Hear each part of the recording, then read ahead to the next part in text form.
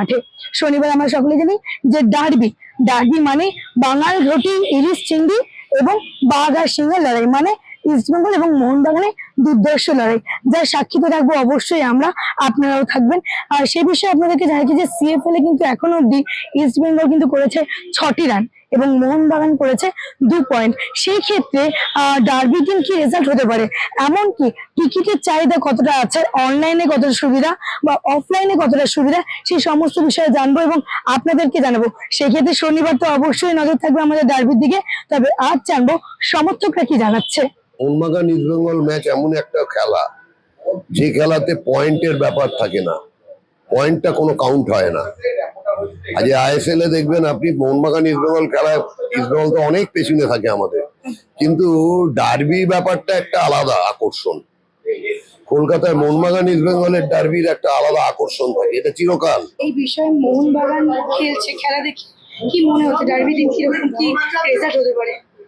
Result যদি বলেন, আমরা এই মুহূর্তে লাস্ট যে দুটো ম্যাচ খেলেছি মোহনবাগান, এরা জুনিয়র টিম নিয়ে খেলা হচ্ছে। আমরা মেনলি আমাদের জেতার থেকে বড় কথা ডেভেলপমেন্ট করা, আমাদের জুনিয়র প্লেয়ারদেরকে কত তাড়াতাড়ি কতটা ভালো আমরা ডেভেলপ করে সিনিয়র টিমে আনতে পারবো, এটাই আমাদের লক্ষ্য। সেক্ষেত্রে রেজাল্টটা আমাদের কাছে এই মুহূর্তে কোনো মানে মুখ্য ব্যাপার নয়। সেই জায়গায় আমাদের প্লেয়ার যদি আমরা ওই জায়গা থেকে যদি 4টে প্লেয়ার বা 2টো প্লেয়ার অ্যাটলিস্ট তুলতে পারি, আমাদের কাছে অনেক বেটার হবে, মানে আমাদের রেজাল্ট ওটাই হবে।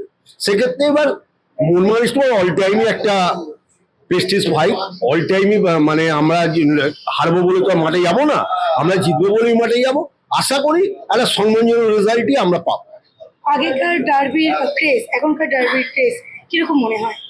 আগেকার ডার্বির এখন তো ডার্বিটাই চেঞ্জ হয়ে গেছে। কলকাতা লিগের যে ডার্বি আর অন্য ডার্বি, যে আবার তার কোনোদিন কি 1 মাস পর ডার্বি হবে, তার ক্রেজ এর থেকে অনেক বেশি থাকবে। তার কারণ সব সিনিয়র প্লেয়াররা খেলবে, ভালো প্লেয়াররা খেলবে, বিদেশিরা খেলবে। এখানে তো আমাদের সব জুনিয়র প্লেয়াররা এরা খেলবে। তা সেই ক্ষেত্রে মনে হয় অতটা ক্রেজ হবে বলে আমার মনে হয়। হ্যাঁ, তো ভালো খেলা হচ্ছে। ডার্বি টিকিট কি কেটেছেন? না, কাটেনি, আমি এখনো কাটবো, দেখি ইচ্ছা আছে কাটা। চাহিদা কিরকম বুঝছেন ডার্বি টিকিটের?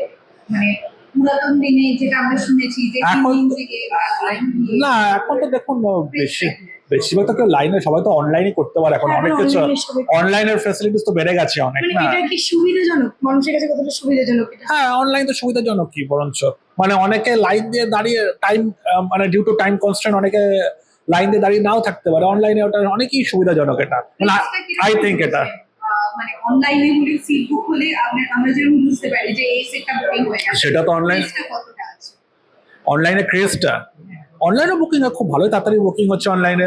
বুক মাই শোতে কি এটা যেরকম মানে on the lines of IPL যেরকম অনলাইনে খুব তাড়াতাড়ি বুকিং হয়ে যায়, এটাও খুব তাড়াতাড়ি হচ্ছে। মানে আই থিঙ্ক এটা ডার্বিটা ডার্বির জায়গাতেই আছে। অবভিয়াসলি ডার্বির জায়গায় থাকবে। সে আপনি হ্যাঁ, সে আপনি ইস্ট বেঙ্গল মোহনবাগান বলুন কি আপনি ম্যানচেস্টার ইউনাইটেড ম্যানচেস্টার সিটি বলুন, ডার্বির জায়গায় থাকবে। শুনলেন সমর্থকরা বা আধিকারিকরা কি বললেন, কিন্তু এখানে কিন্তু বারবার একটা কথাই উঠে আসছে যে ডার্বির ক্রেজ কিন্তু আগের মতো নেই। অনলাইন অফলাইনের কথা শুনলাম, কিন্তু এর মধ্যে একটা বিষয় হচ্ছে আইএফএ তার কতটা দায়িত্ব পালন করছে।